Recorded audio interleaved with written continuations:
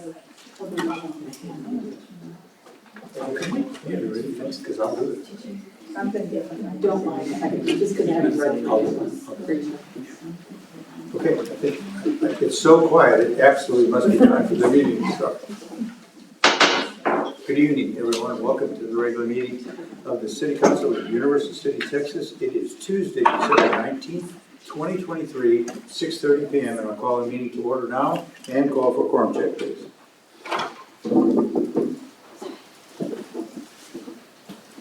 It's not just clicking. For the record, we have to do it, but I know everybody's here, right? Mayor Pro Tem Goolsby? Here. Councilmember Buck? Here. Councilmember Bulman? Here. Councilmember Fitzpatrick? Here. Councilmember Najarian? Here. Councilmember Vaughan? Here. A motion, not a motion, excuse me, we do have a quorum this evening, and I'll lead us in the invitation, short invitation this evening, and the pledges, so whatever you will, please stand. Dear Lord, I know we come to you at each of these council meetings to ask for special guidance, and that's always something that's very, very important to us, especially in this special season of the year as we're about to celebrate the birth of our Lord and Savior, and it's a great opportunity for us in our very last meeting of 2023 to reflect upon the year that's in the past and the year that is coming up, and we know that you'll always be with us. And this special time of the season, I really hope that you'll watch over our men and women in uniform, especially those that are obviously deployed and cannot be with their families during the special Christmas season. Give them that special thank you for their service to their country. And we ask this in your name. Amen. Amen. I pledge allegiance to the flag of the United States of America and to the republic for which it stands, one nation, under God, indivisible, with liberty and justice for all. Honor the Texas flag. I pledge allegiance to thee, Texas, one state, under God, one and indivisible.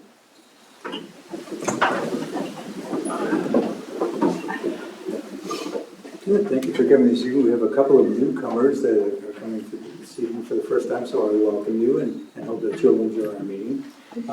I did ask that council, the men wear some sort of a specialty tie this evening, and the ladies come whatever they felt like they wanted to in terms of accessories. And if you want to help me vote in a little bit about the most obnoxious ties, even one of our councilmen has more than one on, so that's okay. It's all right. So we'll deal with that as we get through it. Anyway, this is all in jest. This is our final meeting of 2023. It's been a very eventful year, a very exciting year with many great things have happened. Lots of new citizens have come aboard. We've had new businesses come aboard. And I think we have a good prosperous year. We're very thankful for what the good Lord has brought to all of us. So let's go on now to our activities for this evening. The first item is under staff reports. Items in this section are not expected to require action by council, generally informative. However, if any item in this section may become an action item without further consent, a notice with the consent of myself at the request of any council member. So we'll open up with our city managers first, we'll report first, and then we'll move on to our citizens. Thank you, Mayor.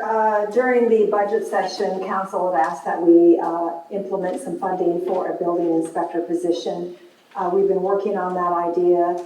I believe we come up with a good alternative position that would work for building inspections and other needs within the city.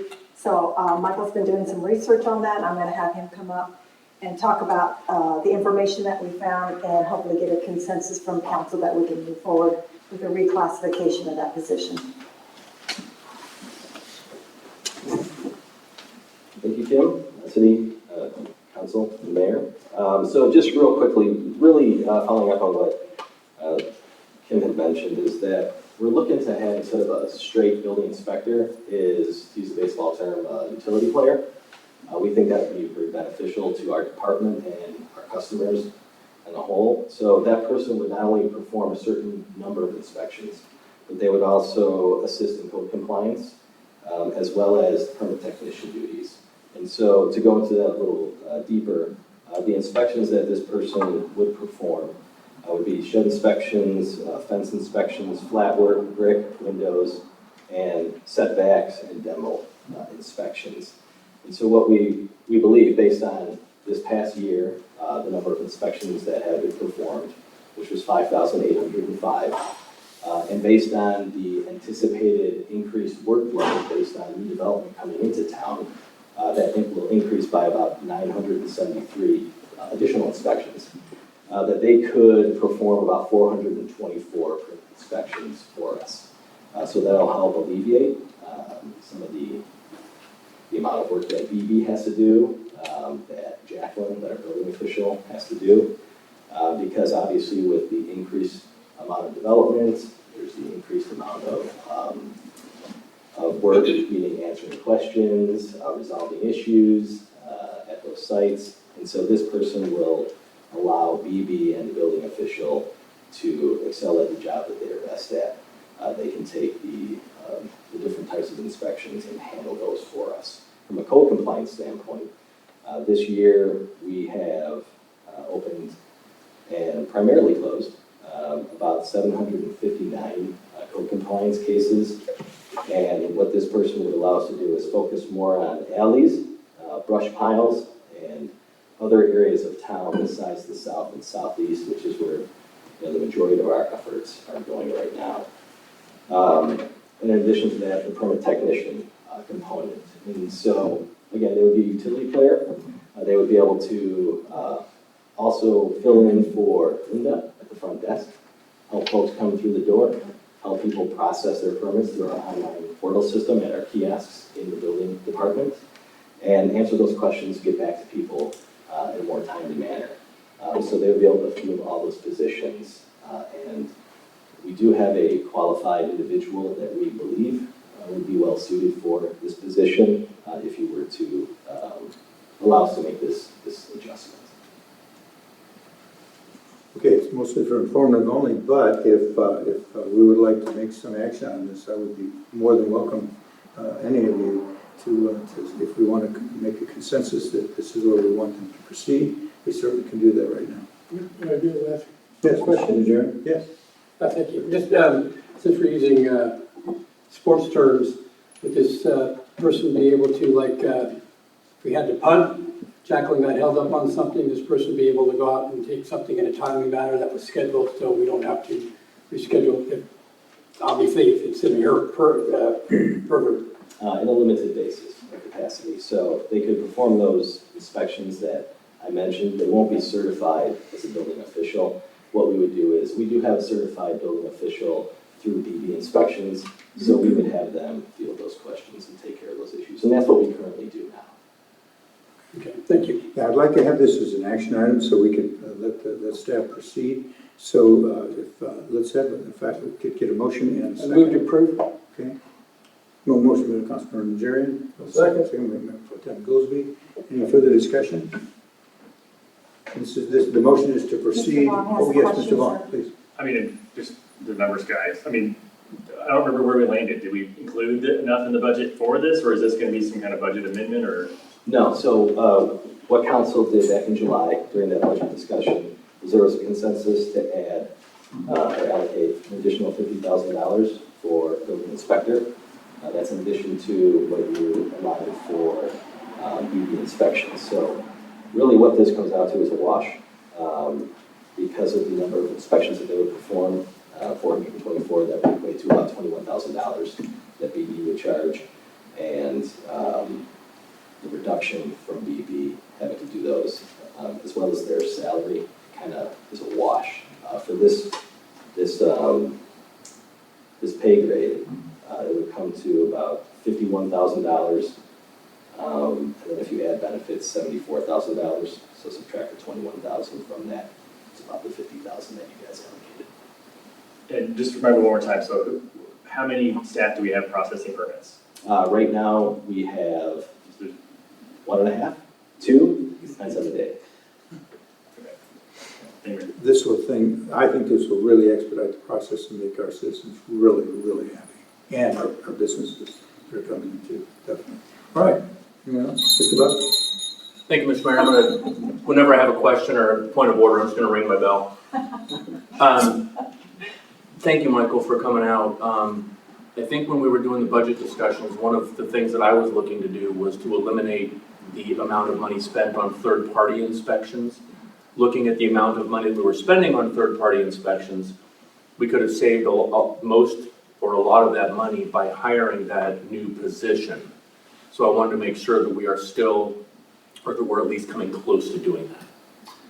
So it's very difficult out there to find a qualified or certified building inspector, let alone building official. So I know that there are a lot of towns out there struggling to find someone who's certified. So this is really, I think, our best step forward in the immediate future. If something were to happen, staffing-wise, then we would have to be more aggressive in our pursuit for a building official, someone that has those qualifications. But again, that's very difficult to find. Yeah, very well, thank you. Okay, anyone else? All right, do we have a motion and a second? So the motion is to let the staff proceed, this new position, and we'll go from there. So if no other discussion, let's call for the vote then, please. Councilmember Najarian. Aye. Mayor Pro Tem Goolsby. Aye. Councilmember Buck. Aye. Councilmember Bulman. Aye. Councilmember Fitzpatrick. Aye. Councilmember Vaughan. Aye. Okay, see, I think it's probably, you're right, I think this is probably the best initial step beyond where we are now. Again, the difficulty in getting really qualified people that are in for inspections. So anyway, thank you very much. All right, next item is the staff report, and we're going to talk about development services update.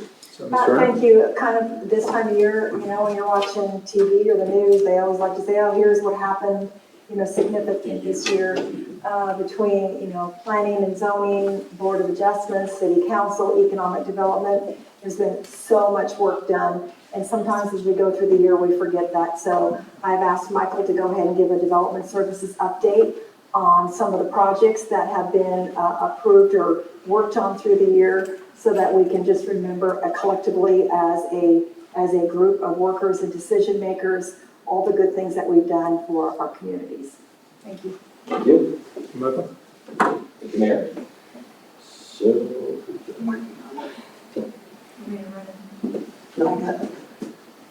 She's expanding it. Okay. I was gonna hit the board. That's just gonna cooperate. so I'll just begin. Go ahead. So we're going to talk about first the big picture, right? And so it's not just this past year. We're going to look at the last 4 to 5 years. So I'm going to go past, present, and future. I'll talk about all the development that has occurred, is occurring, and anticipate occurring over the next year. And so there's been a significant amount of development over the last 4 to 5 years, as I'm sure you're aware. So just to put it in perspective, we've often said through our presentations that we're just about built out.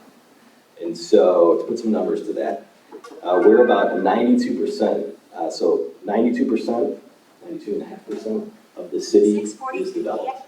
That leaves about 8 to 8.5% that is undeveloped. So that's about 271 acres of undeveloped land. That's pretty significant for a city of our size and our population to be almost built out. So if we go to the, I guess I'll do it. All right, so completed projects, I know that table is not the easiest to read, but the map does show, one thing I want to point out is that the completed projects in town have happened in all areas of town. It's not just one area, a specific segment. It's been all over the board, which is good. So there have been 11 total projects, significant or noteworthy projects built over the last 4 to 5 years. From a commercial standpoint, we've had a number of different projects estimated to be about $20 million in assessed value added to the rolls. And that comes to about $115,000 to the city in property taxes, not sales tax, but property taxes. So to name some of those, the Marriott Town Place Suites Hotel, which is doing very well, that has 112 rooms. We've had 2 coffee shops that are open for business. We have 7 Brew, which is on North Pat Booker Road, and then Dutch Brothers over on the other side of 1604. Chipotle, which is my favorite, that recently opened. We have 2 car washes, again, Watershed, which is just south of Kitty Hawk on Pat Booker, and then again, Racer Classic, which is over on the other side of 1604, right next to the QT gas station. And then also the Screaming Chameleon food truck park, which is doing better than they were when they initially opened because the weather is much nicer now. From a residential standpoint, we've had two significant single-family subdivisions that have been completed. Well, Orchard Park, which is the second one, 170 homes. They have, I believe it's just a model home that needs to get a certificate of occupancy. So the other one is Capano Ridge, which is KB Homes south of on the west side of Kitty Hawk, 278 homes. That's completed. That was 7 phases. So that's significant. I mean, that's about 400 plus homes that have been added. And then if we switch to current projects, again, all areas of town, which is important. We currently have about 9 significant or noteworthy projects under construction or near construction. From a commercial standpoint, Tint World, which is it was the old liquor store, Pat Booker, close to CVS. They just got their certificate of occupancy this week, and they plan on having a grand opening, I believe, on December 26th. I believe so. HTO is moving along under construction, and they are set to have a January opening if everything goes according to plan. Same with Human Being Coffee Shop, that is right next to CVS, January opening. The old Acme Lumber Building, I know it's been brick by brick for the last 25 years, but they are moving forward, and hopefully they'll have their first build out this year, in 2024. From a residential standpoint, we have 2902, the apartment complex, 262 units. That's the old junkyard, Junkie Joe's. So that was approved this year, and we've been finalizing the final plat with them. Just had a correspondence with them today. They anticipate a January/February groundbreaking. Levant Villa duplexes, that is over on West Bird. And if you've driven by, there's next to the old elementary school. They have 5 of their 10 units, or 10 buildings, a total of 20 units when it's all said and done. So they're moving along, painstakingly, I have to add, but we're getting there with them. Cibolo Crossing is another single-family subdivision, which is being built by Sitterly and Beezer Homes. That's 163 homes. Currently, we have issued 30 building permits and 15 certificates of occupancy. So they're moving along, which is good as well. From an industrial standpoint, FM 1976, you may recall that there was a PUD that was approved last year. I believe it was last year, maybe it was earlier this year. 11 lots, 132,000 square feet of warehousing or semi or light industrial office activity. That could go there. They're finalizing some plating issues right now, and they anticipate January groundbreaking. North Lake Business Park. This is a very large swath of land in between North Lake Pass and Bird. And so that is comprised of 5 buildings, 372,000 square feet of probably warehousing space. But they're currently under construction, and they're moving pretty quick. They just paid for their remaining buildings this week. So they're not spec, but they're moving along. So those are the current projects. Future construction, and this is based on a lot of things that were approved this year. And so again, all areas of town, just need to point that out. We have 9 total projects, and 6 of those were planning and developments that were approved. The planning of developments, I think, were the key to the success here because it allowed for a win-win and it allowed for mixed-use developments. So from a commercial standpoint, strictly commercial, there's the Orchard Park retail at 2.5 acres that is fronting the existing Orchard Park subdivision off of 1518. And then we have, I'm not sure if anyone knows this, but Basie Seafood Restaurant is coming to town. And they're going to be located at 1316 Pat Booker Road, and they're looking to be open by January 1st. From a residential standpoint, Athenian and Centerbrook, that's the small single-family subdivision, 27 units by Terramark Urban Homes. Institutional, we have Calvary Chapel, which is going to be moving across the street. Again, that was a planning of development. And then from a mixed-use standpoint, we have 1604 and Bird on the southeast side.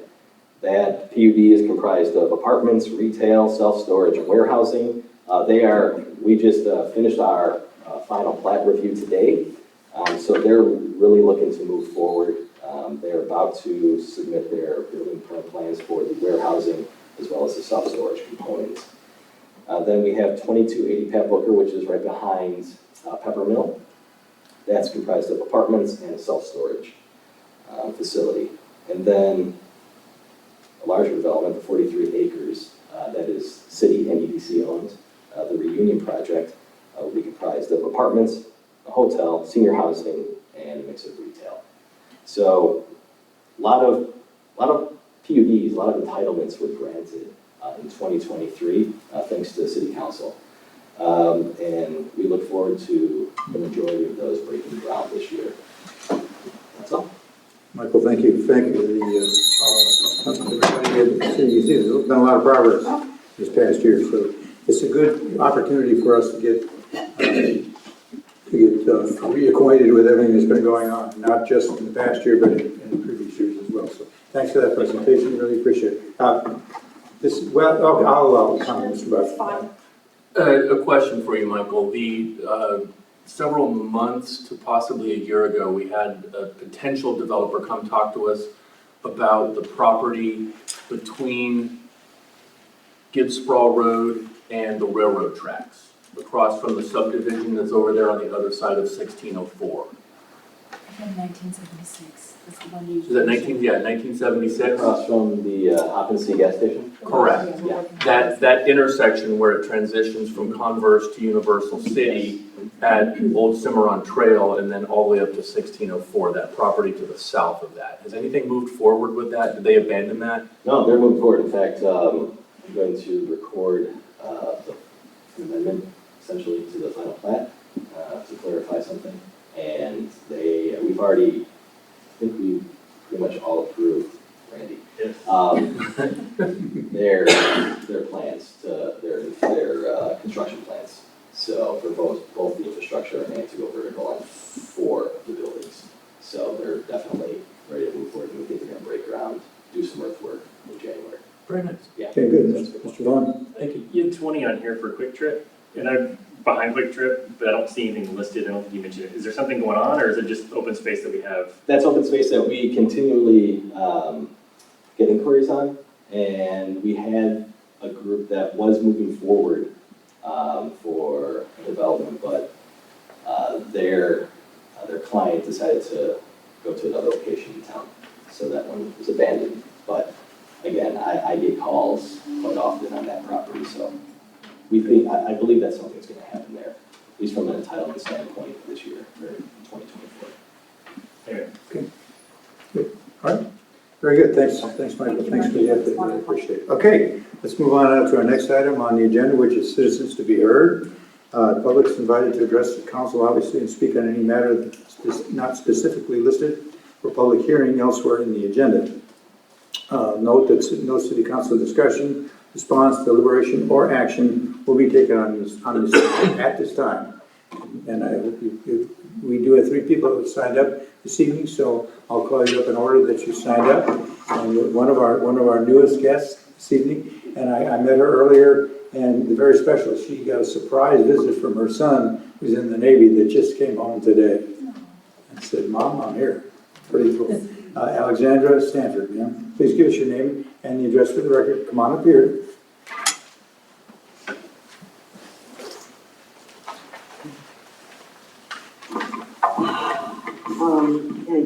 I'm Alexandra Stanford. I live at 105 Young Avenue.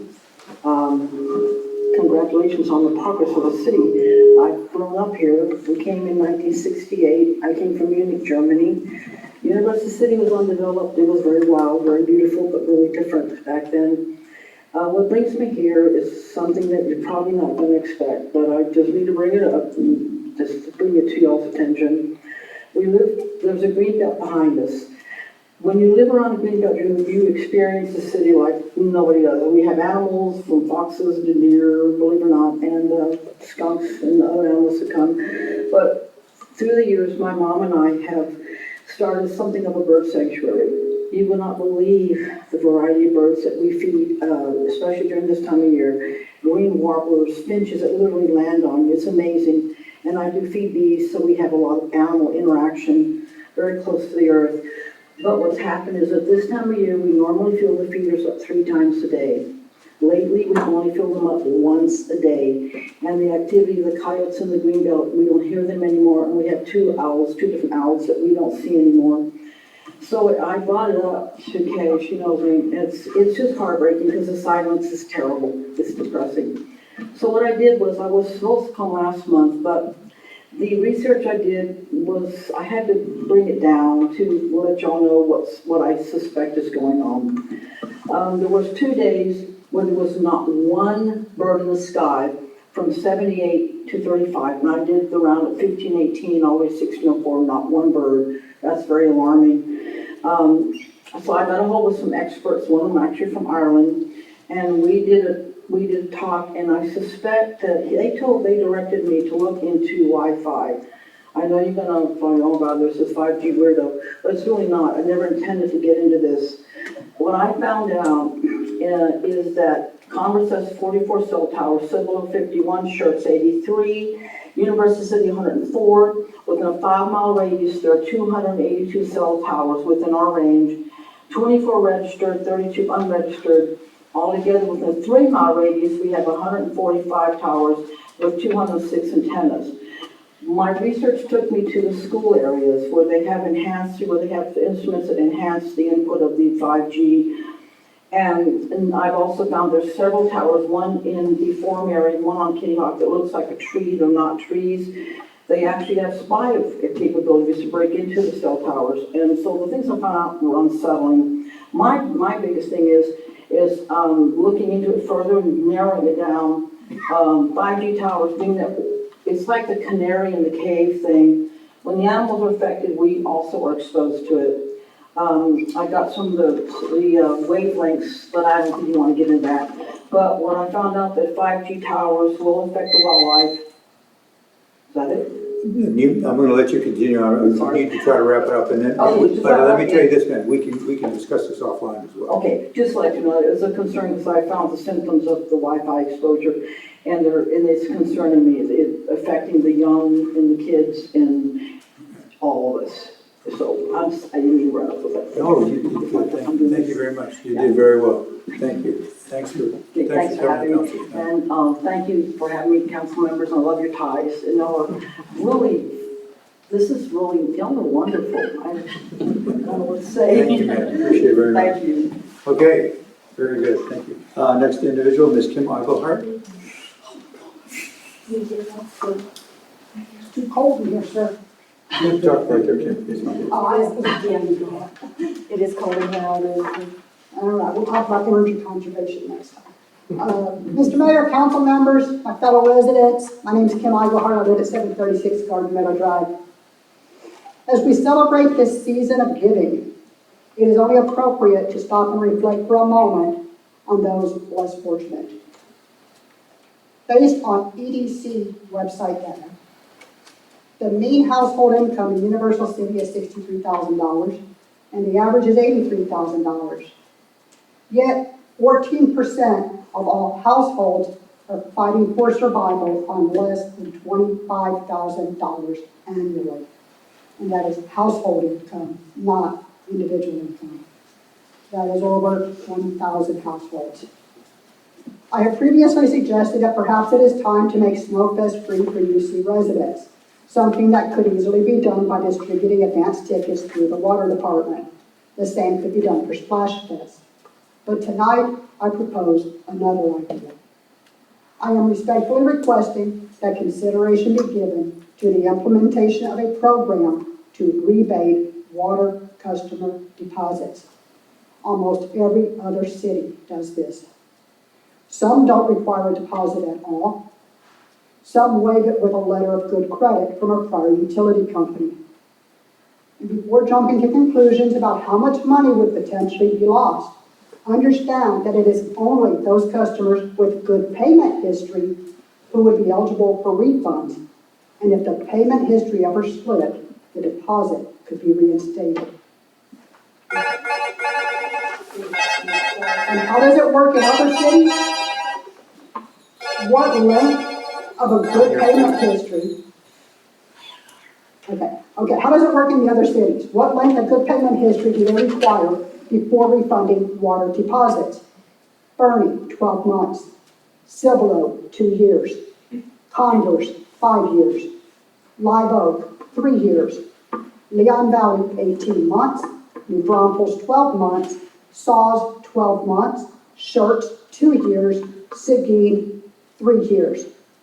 Universal City, eternity. It is not refunded until the account is closed by moving out or by death. Sometimes when we talk about how much we as a city do for our residents, we tend to overlook the 12,000 or so residents who do not participate in events or use the parks. They live here, work elsewhere, and their socializing with friends and family does not involve the use of UC facilities. Or they sit home watching movies or sit out on the patio and don't get out much. As we embark on a new year, I challenge each of you to look for different ways this city can give back to all of the many different residents that comprise our community. No one single way of giving back will reach everybody, but hopefully there will be a concentrated effort to recognize the need to diversify what we as a city do for our residents. In closing, I want to thank all of y'all for your continued service and wishing each and every one of you and your families a happy winter solstice. Thank you. Thank you, ma'am. Very good. All right, and the last individual signed this evening is Mr. Bernie Vaughan.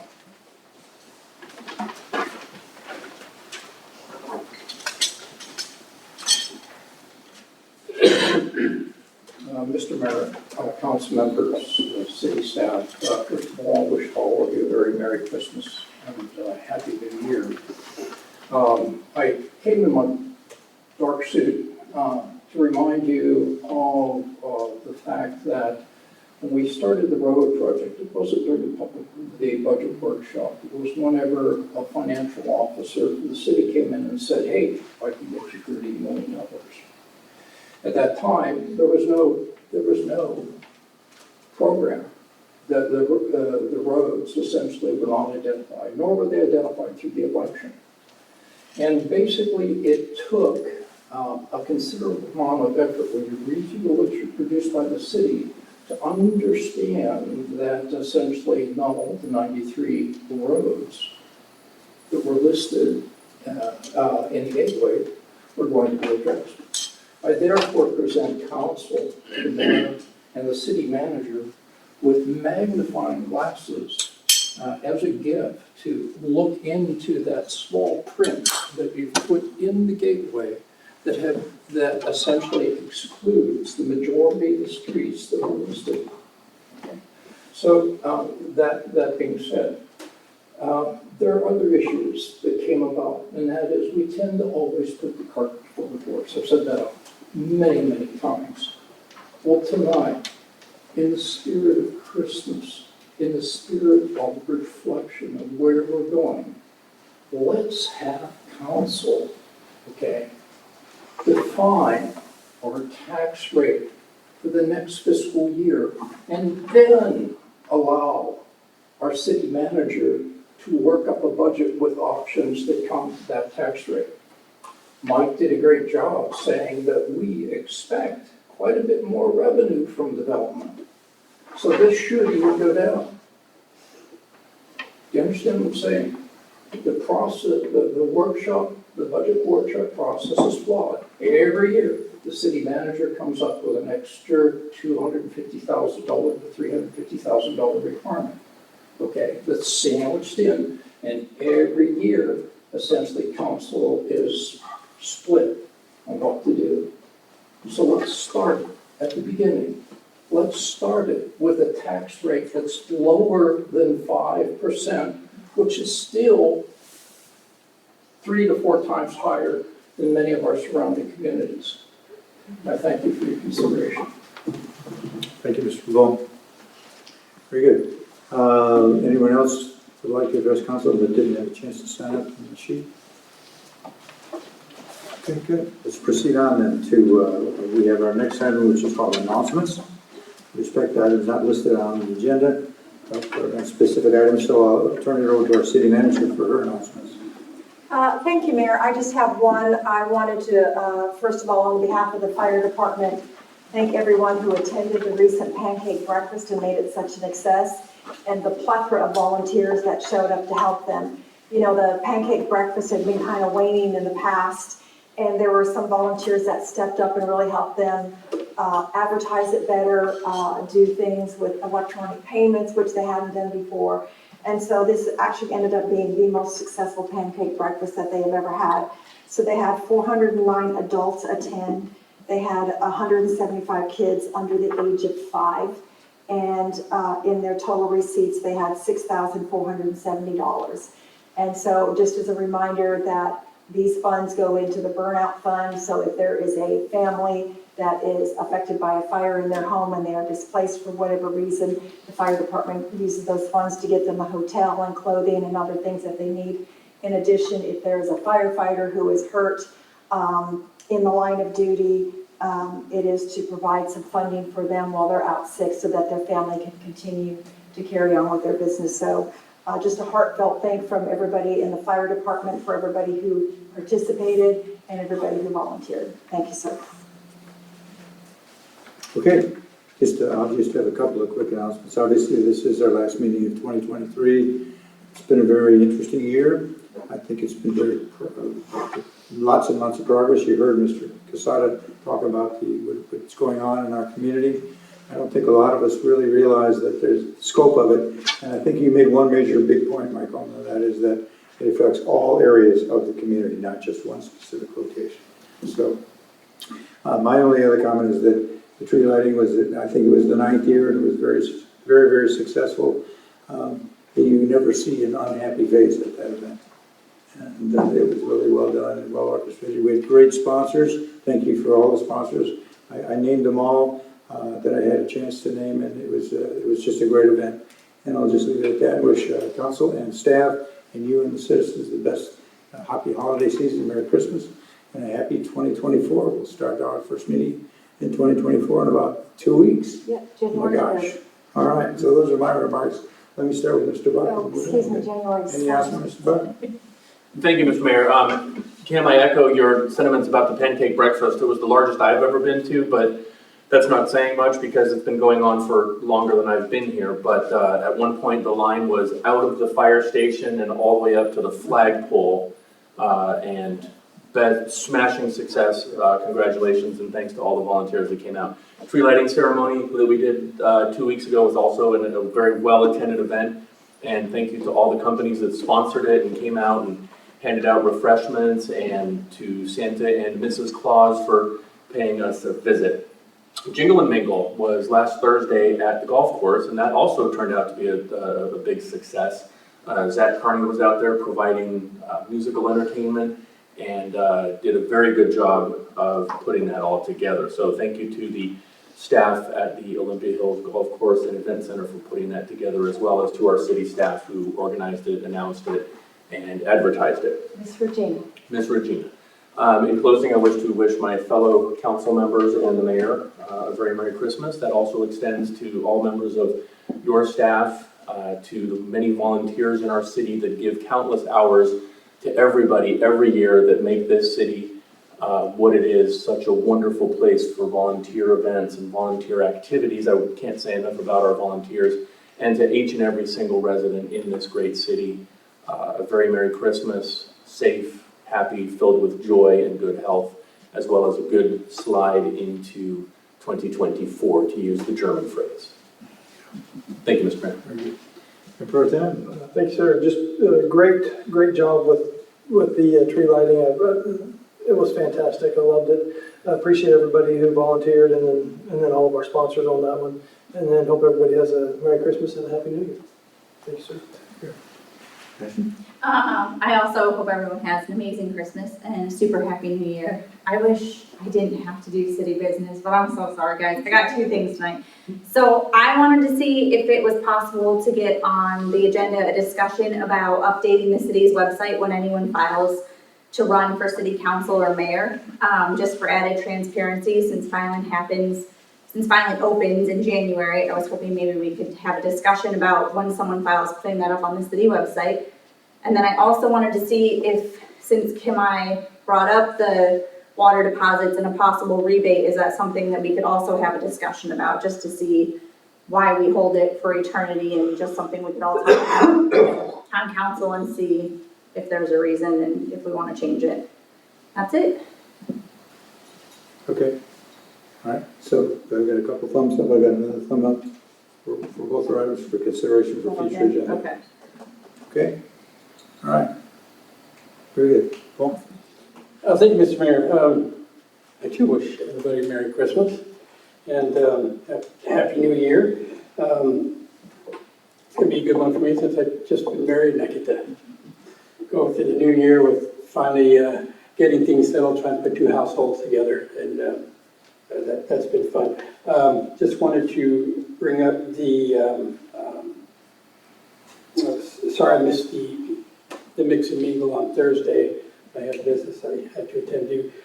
Mayor and I went to a Northeast Partnership meeting last Thursday, I believe it was, where we were, our Representative Vaughan was there speaking, and we had Brigadier General Russ Dirk Driggers, who gives a lot of insight to the JBSA and what's going on with that.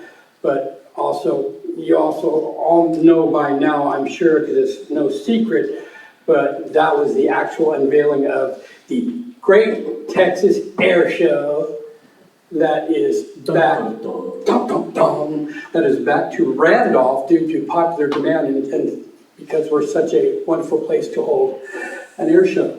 And just to let you know, that was, he formally let us know that was going on, and that will be April 6th to 7th, 2024 at the Joint Base San Antonio in Randolph. Also got a look, which we've talked about it, but I was unfamiliar with the new T7s coming. The new training. It'll replace the T-38. Yeah, replace the T-38. That is a fantastic looking piece of equipment there, and I'm just looking for that. Supposedly, I know we've been talking about it, but he was saying it's coming. It's coming. Correct me if I'm wrong. He's talking about within the next 2 years. Hopefully the first aircraft will come in about two years. Yeah. Not only is it going to be a lot better for pilots to fly in, it's also it's a real sexy looking piece of equipment. So it was real pleased to see that. Anyway, that's all I have. Thank you, Mr. Mayor. Stan? Yes, thank you. I too just wanted to call out, the city did a great job throwing the events, the pancake breakfast, the jingle mingle, the tree lighting. One of the things I heard about, actually both of the jingle mingle and the tree lighting, was how much of a hallmark experience it was for people. And talk with people that were in from UC, but people that were coming from other communities. It really brings a lot of people in, and it's a very special experience. So if you haven't gone in the future, next year, I'd encourage you to attend either one of those. I also wanted to call out, I was able to attend a ribbon cutting for a new business. It's a thrifty hippie down behind Used Guys. And one of the things that I was super impressed was their mission, that they are raising money to help food banks. And so everything that they're doing, they're putting back into the community. It's a nonprofit that they've opened up. So if you have things that you want to donate to like Goodwill, I encourage you to think about Thrifty Hippie and keep it in our community, because they really are trying to help somebody, reach out a hand to people, and I wanted to help them to be successful. I was really impressed. And of course, I'd like to wish everybody a Merry Christmas and a Happy New Year. Thank you. That particular place that Christine was talking about, they have Christmas ornaments and stuff there too. So if you need some last minute things to put up at the house, go down there. You'll find it there. Great people. Wonderful asset for our community. Phil? Hey, Mayor. I appreciate the development services update tonight. I'd love to see that more regularly so we can kind of keep abreast. And even the things that come that maybe didn't pan out, say like, well, they wanted to put a hotel or something behind Quick Trip, but didn't work out. I'd still be interested to know that it's being talked about. And also, if we could expand that to other departments and have them come give a presentation on maybe every few months, I think that'd be great for us to learn what's going on and how they're going. Side note, my dog got out last night and terrified some lady walking across the sidewalk. I don't know who it was, but I'm sorry, working on it. Merry Christmas. Thanks, Mayor. Thanks, Andy. Okay, all right, very good. So let's move on now to our consent agenda. This next item is under tab A. All items on this are considered to be routine by council and acted by one motion. No separate discussion, but if discussion is requested on any one of those particular items, we can pull that out and discuss that separately. Does anyone want to pull any item off? Move to approve. Second. Motion from Goolsby, second by Councilmember Vaughan. Any other discussion at all? All right, call for vote then, please. Mayor Pro Tem Goolsby. Aye. Councilmember Vaughan. Aye. Councilmember Buck. Aye. Councilmember Bulman. Aye. Councilmember Fitzpatrick. Aye. Councilmember Najarian. Aye. That motion passes. We move on now to our action items for this evening. Tab number B, it's resolution number 895-J-2023. It's a resolution amending the city's personnel procedures manual to authorize the offering of health benefits coverage to city retirees, to repeal all resolutions in conflict, to provide an open meetings clause, and to set an effective date. So I'll turn it over to you, Ms. City Manager. Thank you. I don't know about y'all, but every time I hear that fire truck go out, it makes the hair on my arm stand up. And you probably hear it all the time. I'm guessing Ms. Fitzpatrick, it goes by your house a lot too, yeah. Anyway, God keep them safe. All right, so on the retiree, as you remember, we're required every year to update this, and we have done, and we've marked in there. There was one change. Ms. Eichelhart was kind enough, when she had read through it, to notice that on item E2, which I put a page before you, it's got a gray area in, there was kind of a mumbly jumbly in some sentences, so we corrected that to basically say that a dependent child of a retiree, that they are eligible, can stay eligible for the health care at such time that they get other health care, then they have to go off the cities, or they reach the age of 26, which is a federal requirement, or that dependent child passes away. But for sure, by the age of 26, they would have to be off the dependent care. So that's the only change that we have to that tonight, sir. Okay, let me entertain a motion, then we'll open up for discussion. Second. Councilmember Bulman, motion second by Councilmember Najarian. All right, discussion. Thanks for discovering, coming up with that. Appreciate it very much. Any other discussion, everyone? All right, let's call for the vote then, please. Councilmember Bulman. Aye. Councilmember Najarian. Aye. Mayor Pro Tem Goolsby. Aye. Councilmember Buck. Aye. Councilmember Fitzpatrick. Aye. Councilmember Vaughan. Aye. All right, that motion passes. So we'll now move on to tab number C, resolution 963-2023. It's a resolution of the City of Universal City, Texas, approving the application for grant funds from the Bureau of Reclamation Water Smart Small-Scale Water Efficiency Grants for FY 2024 program funding opportunity number R24AS00059.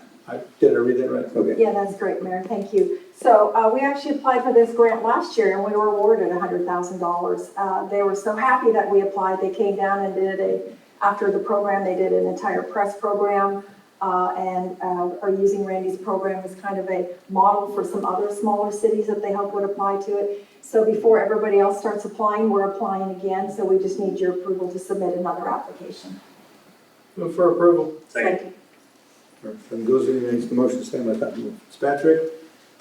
Discussion, fantastic opportunity again for us, absolutely fantastic. Go ahead, call for the vote then, please. Mayor Pro Tem Goolsby. Aye. Councilmember Fitzpatrick. Aye. Councilmember Buck. Aye. Councilmember Bulman. Aye. Councilmember Najarian. Aye. Councilmember Vaughan. Aye.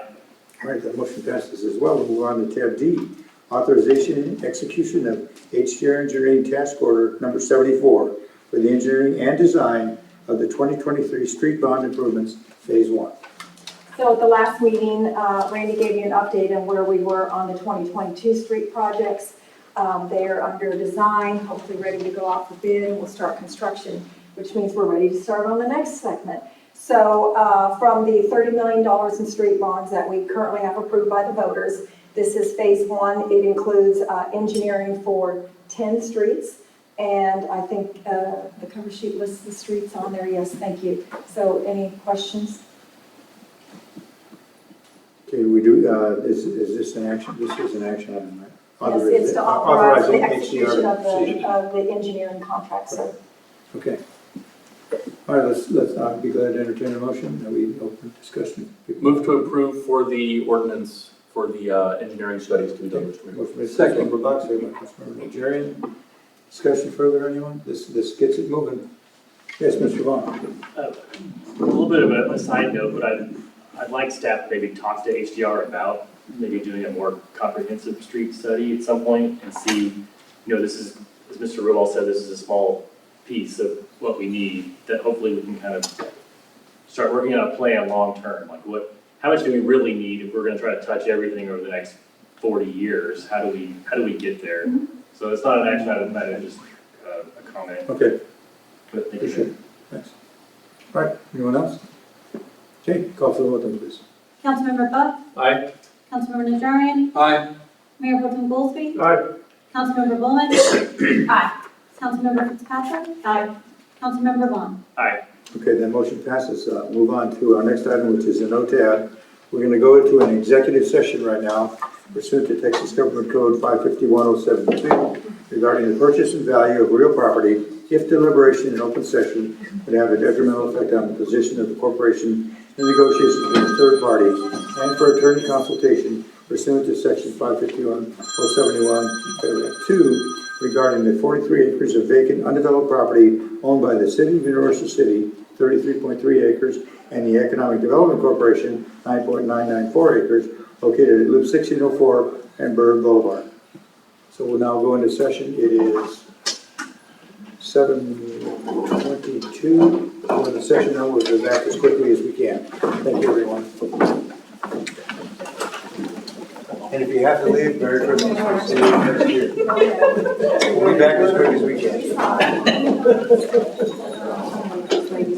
I might even have to. Have you spoken to Mr. Shelby recently? I tried to run over him the other day. Were you successful? No, he's done. Yeah, just a little bit. He's zipped right out of the way. I was like, He is fleet of foot. We're back. Considers. We're back. Okay. Not our lawyer.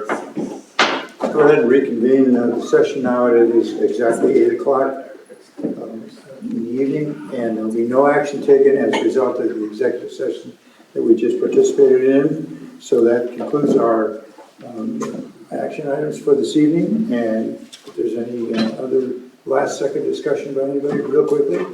If not, this meeting is adjourned at 8:01. Wow, 90 minutes. Well done, fellas. We were shooting for 8, we just missed it. 17 seconds. Phil and I had the other idea.